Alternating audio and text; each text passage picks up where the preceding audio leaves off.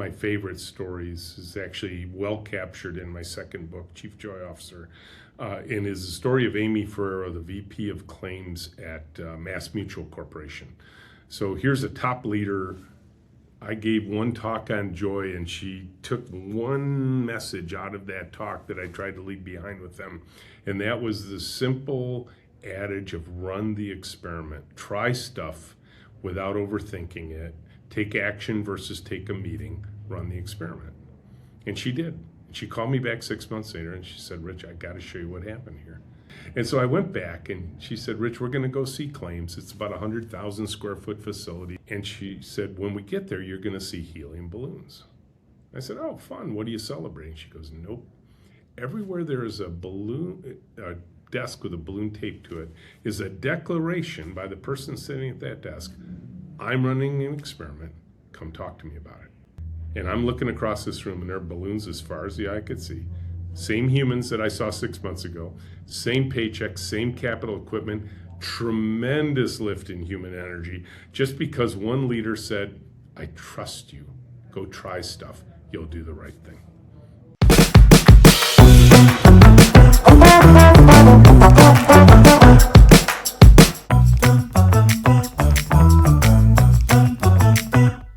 Welcome to Stickology. Today's guest is Rich Sheridan, a pioneer in the people first movement and a powerful voice in joyful, human-centered workplaces. Rich is the co-founder of Menlo Innovations and the author of Joy, Inc. and Chief Joy Officer, where he challenges the idea that work has to be painful to be productive. He has spent decades proving that cultures built on trust and safety and servant leadership don't just feel better, they perform better. Rich has spent decades proving that when you design workplaces around human joy, you create a culture that doesn't just perform, it sticks. Despite quiet quitting and high turnover where we look, Rich has found the secret to why people stay and grow and give their best. I'm excited to dive into the secret sauce today. Rich, thanks so much for joining me. Great to be with you, Stephen. I think we're going to have a great conversation. I think so too. I think we're very aligned on a lot of these things. Why don't we dig in and we can take it from there. My first question for you is, you define joy differently than most. It's not about beanbags or beer taps. It's about something much bigger. And I'm curious, how do you explain the ROI of joy to a skeptical CFO who really is focused on the bottom line? Yeah, this happened many years ago, and it worked. Maybe in your words, it stuck. I had a group of people come in, and I had never actually started my conversations around joy, but this particular group, I said, welcome to Menlo. You've come to a place that has very intentionally created a culture focused on the business value of joy. And all these people kind of looked at me funny, and they're like, we're here to learn about how you build software in this unusual way you organize your team. Why are you talking about joy?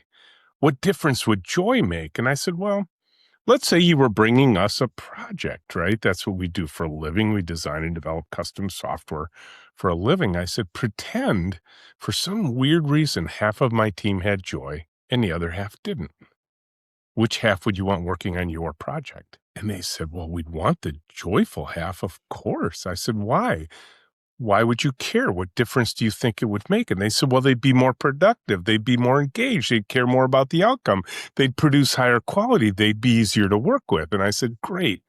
You just answered the question. There is, in fact, tangible business value to joy. And then I said, we're going to go look at Menlo, and I can tell you, anywhere we stop along the way on a tour, I can draw a short, straight line back to joy. You can ask me, that thing over there, what does that have to do with joy? And I will be able to draw that short, straight line. First of all, I love the fact, and if I'm not mistaken, you bring a lot of people into your organization to see how you work. And I love that. I'm curious, maybe you could talk a little bit about that process, because I think it's an open door policy for you guys, if I'm not mistaken, right? Yeah, we have about 2,000 to 3,000 people who travel from all over the world just to come see us and walk through our space. We're still a pretty small company. We have about 50 people. But the companies they come from, we just hosted 35 executives from BHP Mining in Australia. They came from all over the world. This is the largest mining company on the planet. Uh, and they came in to spend 2 days with us learning about our culture and why it works the way it does. So yes, we decided in our earliest days we were going to share what we learned with the world because we have a pretty big mission and we knew we couldn't do it by ourselves. Well, that is a big mission and a really important one, and one that I think a lot of leaders maybe think about and then put aside. I'm curious, when you walk into other companies for the first time, what is the first two or three signals that tell you whether the culture is healthy or quietly broken? You know, I would say for me, and you bring up a really interesting question this day and age, because when you walk into a lot of companies, the first thing I look for, are there any humans there? Like Yeah. literally, that it's like a basic question. And some people have retained their office, but not their humans. It's like a scene out of Langoliers or something like that. And so I look for people. I ask them specific questions. Do you still get together in person every now and then at least? And surprisingly, very few do. And we're 5 days a week back in the office. We give all of our people 12 elective work from home days that they can use however they choose. But we're an in-person company. And I'm not saying remote work can't work because a lot of people have made it work. You just better be doing some really extra important things to keep your people connected, not just to the business and its purpose, but to each other. Yeah. And those things are really important. And quite frankly, they're a lot easier for us because we're in one big open room together. If they're there, then I look, is the human energy in the room palpable? Can you feel it? I will tell you, most people who walk into Menlo, the first word out of their mouths is, wow, because they can literally feel the human energy of the space. Or is it library quiet? Is there stuff on the walls, or does it feel like a museum of some sort? I worked in a place once where, man, they had like building czars who would not allow a single thing to be put on a wall, and here it would just be hilarious to us to not be able to put stuff on the wall. So, and then you start diving in deeper into stuff we'll probably talk about. I'm curious that, you talk about whether people are back in the office, and I'm just super curious about what that transition was for you post-pandemic to bring people back in. Given everything I know about your organization, I imagine it was quickly welcomed, but I would love to hear about that. It wasn't at all. Hmm. I will tell you what, I thought it would have been. And my co-founder and I, James, we kind of snapped our fingers, as soon as the pandemic was over, which nobody's clear whether it's actually over or not. But, back when, mission accomplished banners were going out about the pandemic, we were kind of like, okay, come on back. And we had two people quit immediately, fairly, Wow. kind of seasoned members of the team. And we were like, okay, wait a minute, maybe we misjudged, let's talk about it. So we did. And at that point started a pretty slow, gentle march back. Right. It was at the beginning, it was kind of like, hey, try it out. Remember what it was like. Um, and then it was, hey, let's do, make sure everybody's in at least 1 day a week, and then 2, and then 3. And we didn't even care which days they were. We were trying to orchestrate too much there. Um, and we were getting some questions, even by our most seasoned people, which, much like you're describing, surprised me.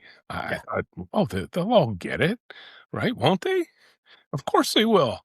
Well, people got used to it. And that's the interesting thing just about human nature in general is you change patterns, people get used to new patterns. And the commentary we got, which took us a little bit to process, was, well, I'm really personally more productive at home than I am on my commute and in the office.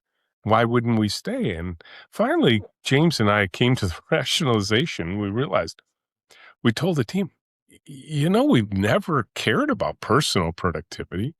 We've always cared about team effectiveness, and we are much more effective together.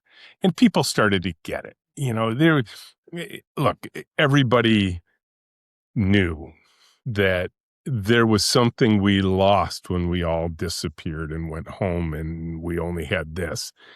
And we just had to gently repeatedly remind them of what we lost, why it was important to regain what we lost, and that we made this, again, slow, gentle march over about a 3-year period.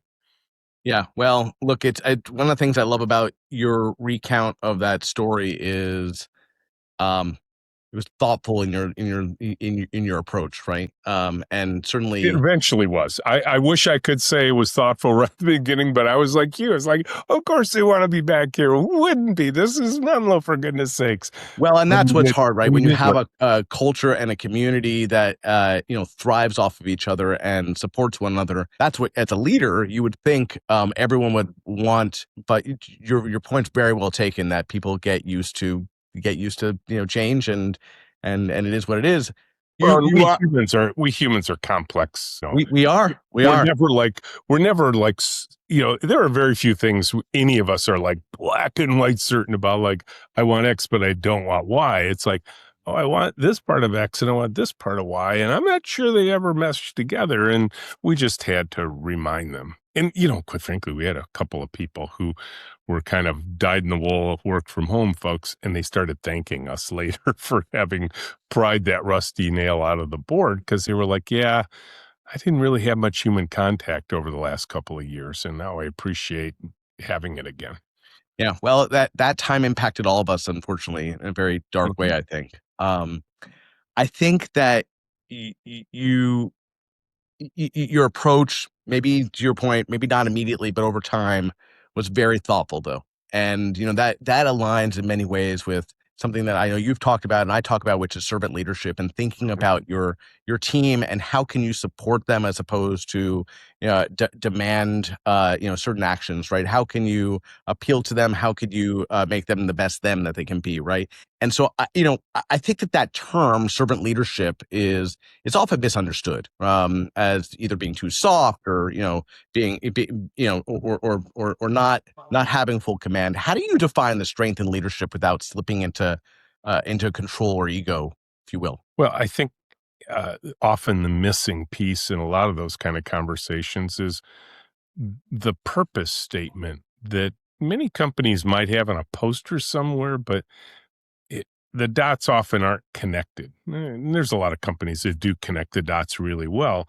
Um, and when we talk about our purpose, we say in general that any company's purpose, any organization, department, division, team should have a purpose that should be able to ask and answer two simple questions. Who do you serve?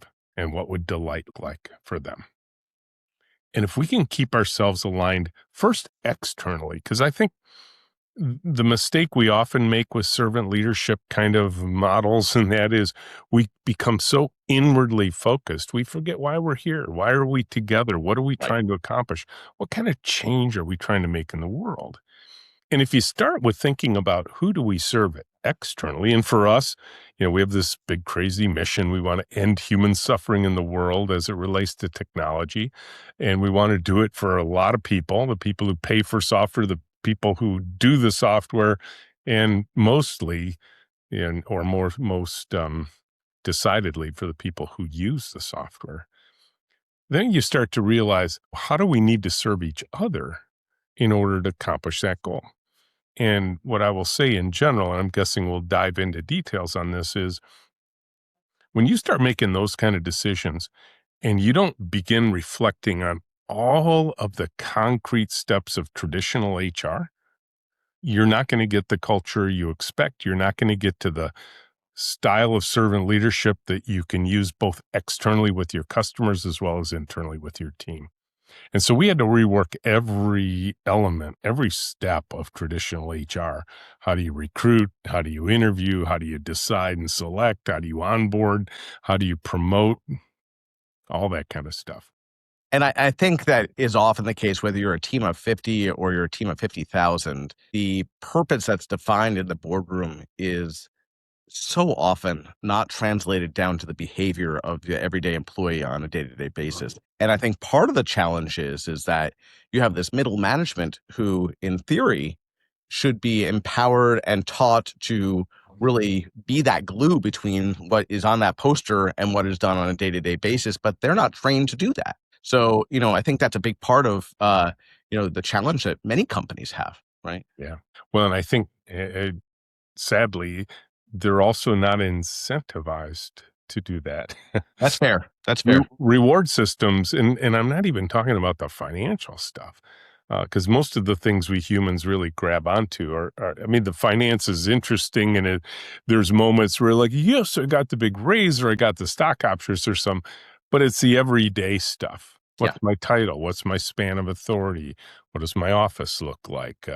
Do I work on the cool projects and you don't? And all that kind of stuff. Those kind of rewards and incentives often drive exactly the wrong behavior in the organization, and you end up, again, self-serving or servant leadership that's so inwardly focused that you almost forget about why are we here again? What are we trying to do?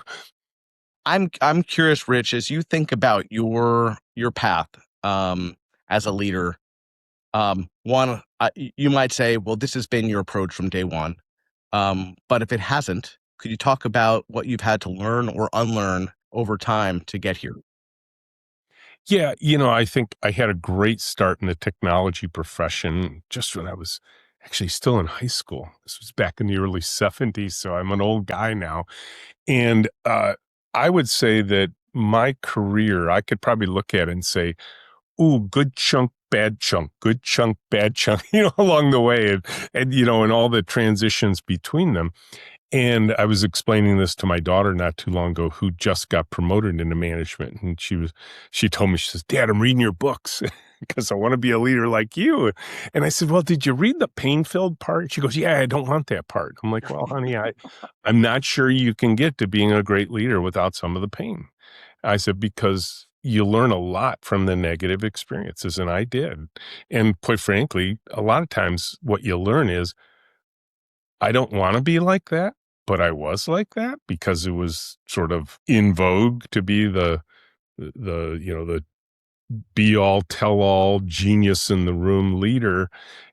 And then you find out, oh man, scaling hero based systems means scaling the heroes. And that just means lots of overtime. And I didn't want to miss the best parts of being a dad. So, I had, it's just a constant process of reinvention, reexamination. And I can tell you, if you grabbed anybody in the room, they'd probably say pretty good things about me most of the time. And they'd say, yeah, but there is still that guy hiding in there. And fortunately, I have a few people, including my wife who works here, who can easily remind me when that bad old guy comes out again. Well, unfortunately, we all have that bad guy or gal inside of us somewhere. So, but it sounds like from what I've read about you and heard about you that it's fairly well hidden in your case. Yeah, I try and keep it in the closet under locked doors. But yeah, it's I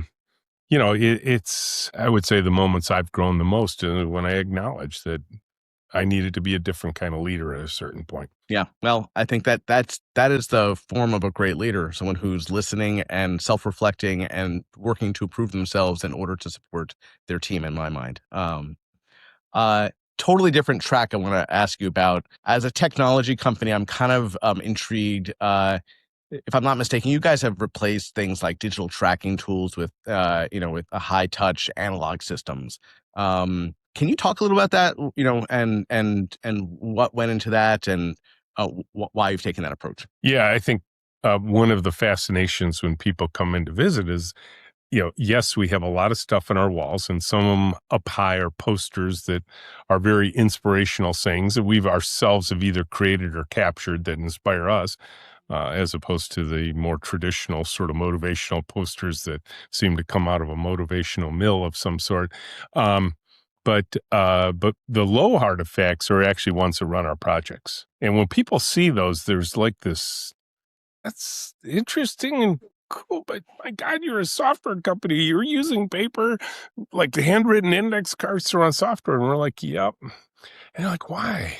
And our simple answer is we choose tools we believe work better for humans. And because we're visual tactile creatures, it's amazing how pieces of paper that we can touch and feel.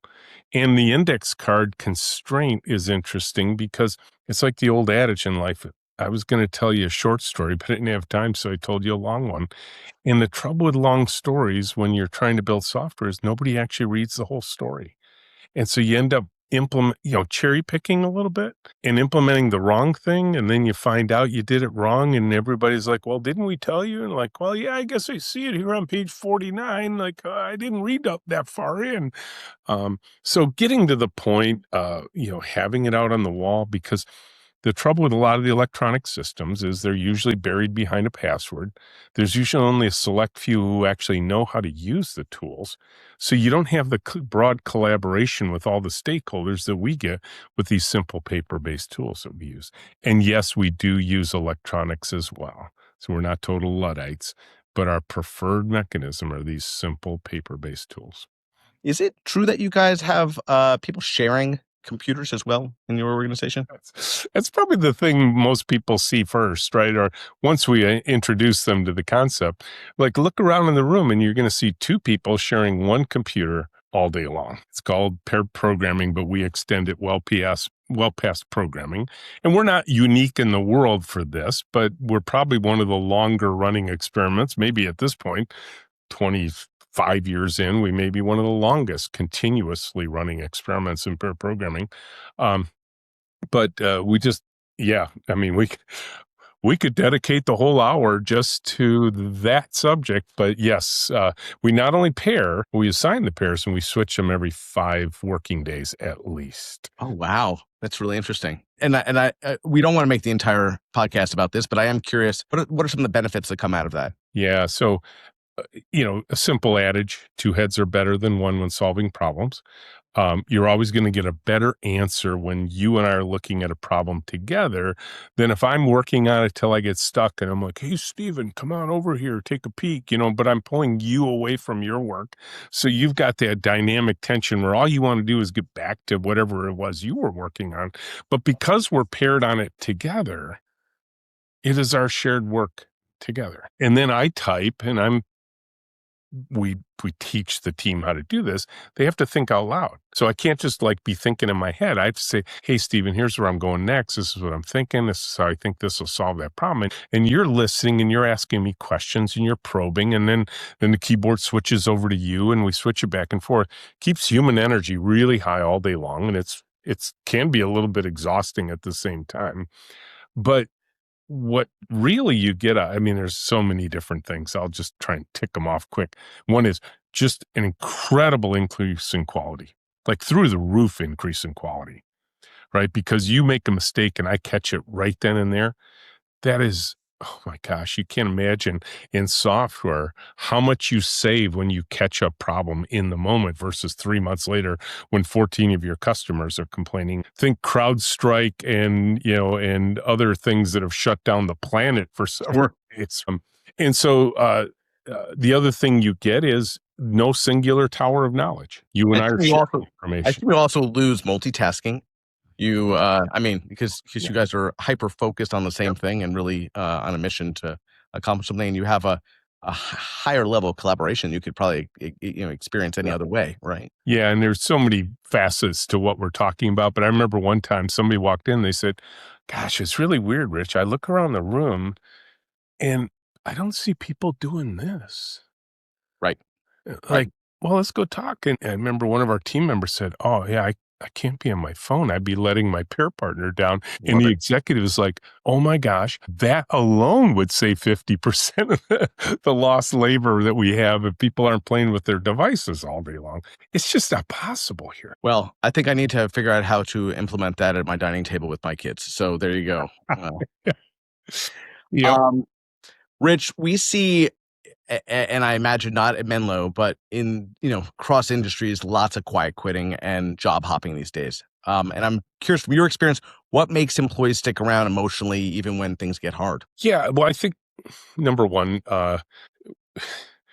people probably stick around because they know their peers well and their peers know them, that there's connectedness, right? There's not just, how many times do you see a new person come into a building and maybe the first week you're like, oh, good morning, my name's Rich and you are, oh, Steven, great to meet you. But, if I do that 2 or 3 times and I still can't remember your name, I'm just going to stop asking. I'll be like, "Hey, how are you doing?" Because I feel so embarrassed not to remember your name. And, here it literally for there's so many reasons that just can't happen here. So you start building relationships right away and deep ones. I mean, when you're working together shoulder to shoulder with somebody for 40 hours, you get to know them. Second is the purpose-driven part of the work, the connectedness with our customers and people able to connect the dots like I couldn't in my earliest career where I was like, I worked really hard on stuff, but I was so disconnected from the people who were actually using it. I had no idea if I was having an impact on the world with the work that I was doing. Yeah. And people want that, especially, I mean, I think everybody wants that. I was going to qualify and say, well, and when you're doing knowledge work, no, everybody wants it. Everybody wants to know that something they're doing is being well received out in the world. And people are saying, I love the fact that you get to do that because it made my life better. When our team sees that, I think it keeps them here too. And Yeah. this isn't for everybody here. I mean, we never have tried to be all things to all people. There's an aspect of our work like the pairing and the switching the pairs and switching technologies to some people who drive them crazy. And that's okay. There's lots of different kinds of jobs in the world, different kinds of companies. We're just very clear about what we want. Well, it seems that some of the initiatives you have in place, whether it be the pairing or whether it be the devices or the lack of devices, those things all foster a level of engagement that many companies don't have. There are lots of leaders out there who genuinely care about their people and they want to engage their people, but don't succeed at the level that you guys have. And I'm curious, what do you think are some of the things that are missing for other organizations? I think we have this simple airplane model we use to talk about how we should think about our culture and its impact. So one is this lift of human energy. So, think of the lift of a camber of a wing on an airplane has to overcome the weight of bureaucracy. So I think lightening up the bureaucratic load helps a lot. Hmm. And then that thrust of purpose, who do we serve? What would delight look like for them? That thrust of purpose has to overcome the drag of fear. So as much fear as, starting with me that I could pump out of the room as well as other leaders on the team, you start to get this balance where that airplane comes up off the ground safely and successfully every single day. Yeah. And it might have bumpy weather from now and then, and the work does get hard and it gets grueling at times. I mean, we're doing some really important work that sometimes literally holds the lives of people in its hands when we do something like rebuild the organ transplant information system at the University of Michigan Health System. I mean, these are important projects. I mean, they're literally every byte of data makes a huge difference in somebody's life, and making sure you're keeping people connected to that work rather than saying, "Hey, just sit down, put your head down, we'll put the lights down low, we'll keep you in library quiet, we'll give you all these." And the weird thing about the bean bags and the ping pong tables to me is the number of companies I go to that have those, and they're 10 years later, they're still brand spanking new They're because never used. They're never used, right? I was in a company once where they had a workout room, and I said, "Oh my gosh, this is so cool." I said, "I'd love to have this if we could afford it." I said, "How often are people in here?" And the guy says, "Oh, no one's ever in here." I said, "What do you mean?" He says, "Oh, no, it's looked down upon when you use this room." Like, Yeah. what? It's like that's like the worst version of those kind of things is like, Yeah. well, we built it over there, but for goodness sakes, you don't go use that or you will get demerits in your next annual performance review because you're spending all this time in the workout room. So Sadly, I can think of a few companies that mirror that very story.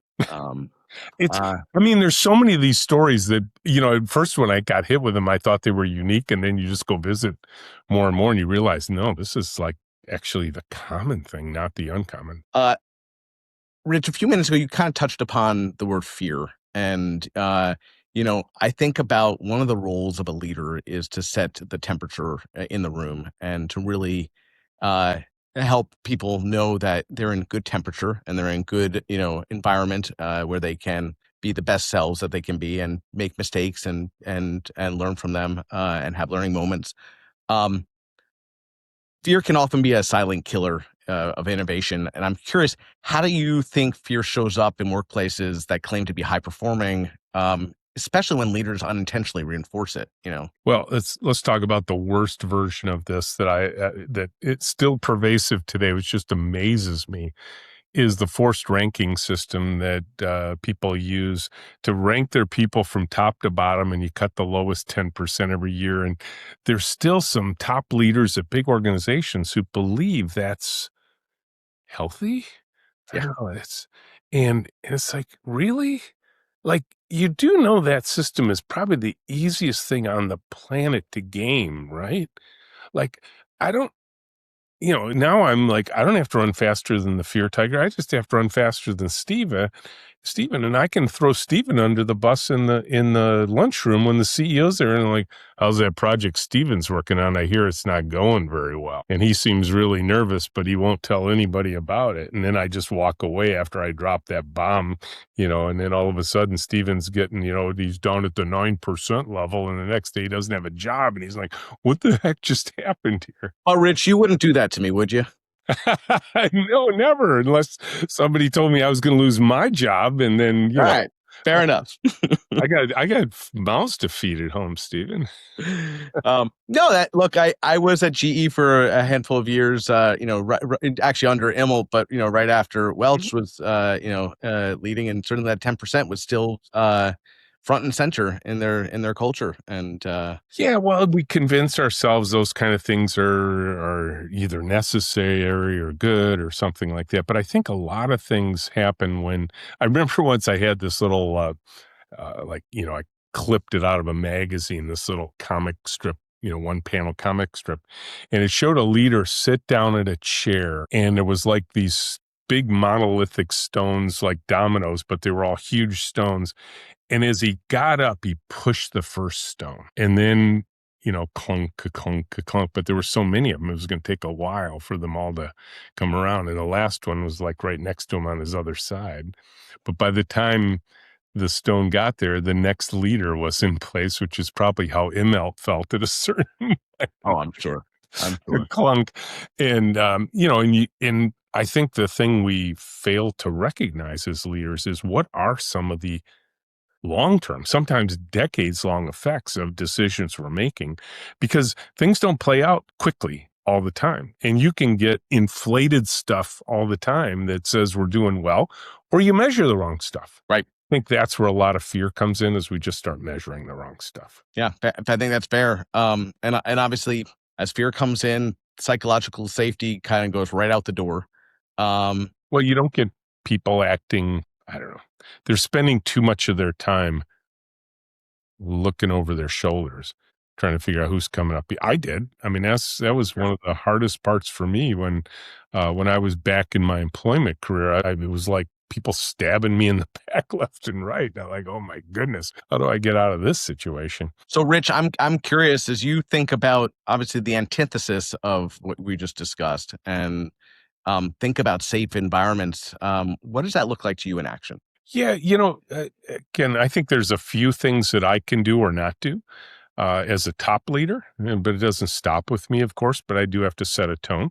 One is I sit out in the room with everybody. Now, right now, you and I'm in this delightful little corner office with beautiful windows all around, and it looks great. And most people would assume, oh, that's the CEO's office. No, I sit out in the room right out there, right across from Emily and next to Sarah. And I've always, 25 years in, I've never had an office. Now, does that make all the difference in the world? Of course not. It's one simple gesture, though, where I can say, hey, I'm pretty approachable. I mean, I actually sit where I sit because that's where the team put me. And right now, in most of the 25-year history, I'm literally in the receptionist position. They expect me to greet people who come in the door. Honestly, that's beautiful, though, right? At the end of the day, I like meeting new people, so it's. But it also says, look, we're a flat organization, and yes, I might be the person who founded this company. I might be the person who is the leader of this company, but I'm just like everybody else, and we're all in this together. I told a story in my second book, a GE story, and they let me tell it, which was delightful. And oh, by the way, Menlo Innovations and GE share a common rooted history in Thomas Edison because we named ourselves after the Menlo Park, New Jersey lab of Edison, one of the founders of GE, of course. But they brought me in to speak, and one of their key leaders, Ron Sale, asked me, he says, "What would the first move be for me?" And I smiled and I said, "Move out of your office." And he said, "What?" He says, "Where would I go for private meetings?" I said, "How many of those do you need a year?" He's like, "Well, I mean, like, 2 or 3." Like, "Really? So you need a private office for 2 or 3 private meetings a year?" I said, "Move out with your team, turn your office into a conference room, put a little placard that says you get first dibs whenever you need it." And he did. To his credit, he did, and it changed everything. In fact, Immel came and visited once upon a time after Ron had done this, because Immel didn't get around. No GE executive could ever get around to the whole organization, but for some reason, he saw what Ron had recreated after his contact with me, and Immel said to the air kind of thing, he said, "I don't know what's going on here. I want more of it." Well, but that's beautiful. And I'm actually surprised that an organization the size of GE that would happen. Right. No, But it but takes it the took right a leader. special. Here's a key lesson, and this is of all the things we talked about, your listener should take this one, because I don't care what kind of organization you're in, how big it is or how small it is. The key thing is to remember, you don't have to change the world. You just have to change your world. Yep. Yourself, the people around you. And that's enough, because, quite frankly, if you do the right things, it will become infectious over time. It will take a while, but it doesn't have to be this sweeping movement where you change the whole organization like that, because that isn't possible. So just take responsibility for you, your area, your team, your department, your own personal attitude that you walk in with every morning. Well, once again, you set the temperature as a leader, right? Mhm. And others will respond to it. Everyone's thermostats are hyper focused on the temperature that you're setting, right? So And I'll say, I, I, this may be hyperbole, so I'll have somebody check me later. I don't think I've ever yelled in 25 years. it's not a lot of value in yelling, right? What does that do? That just sets Oh, I'm sure there's part of it that feels good, but again, those kind of moments last a long. Yep, yep. Well, and they say, right, whether it's I'll liken it to trust, right? Takes you forever to build up trust, and it takes very little time to destroy it. Yep. And uh, and I think the same thing. If it doesn't matter how sweet and kind of a person you are, as soon as you kind of cross somebody with with a trait or a reaction that makes them uncomfortable, they don't forget that immediately, right? And I get upset with stuff.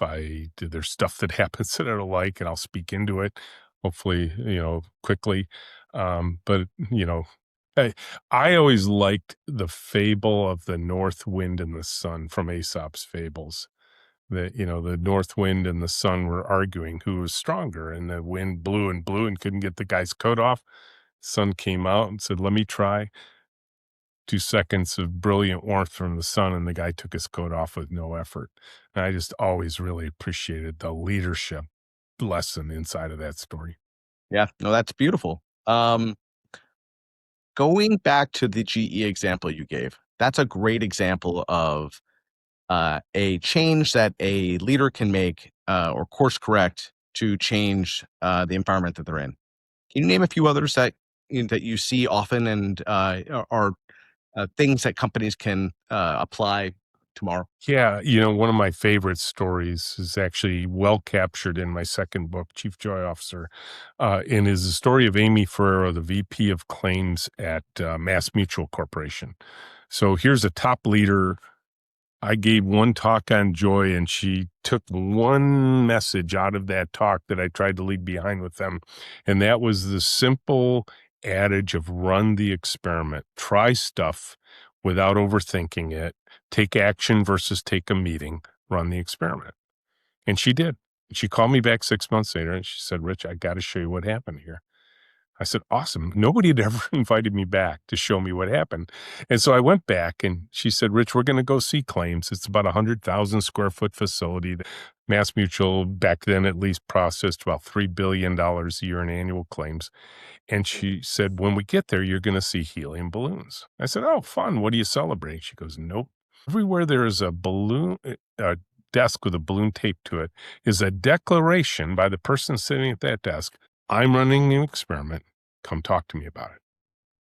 That's awesome. I never said Love anything that. about helium balloons. This was all Amy's thinking. And I think it was a pretty simple idea she had. She just went out, got the tank, got the balloons, told people, I want you to run experiments and here's what I want you to do because I want the ideas to spread, right? So we turned the corner and Stephen, there were balloons as far as I could see. I'm like, holy cow.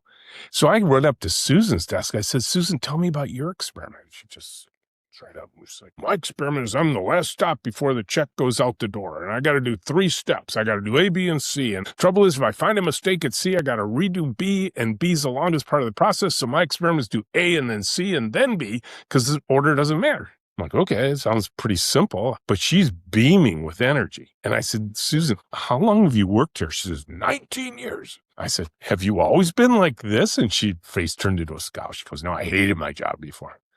Hated the drive into work. I was counting the days to retirement. I said, what happened?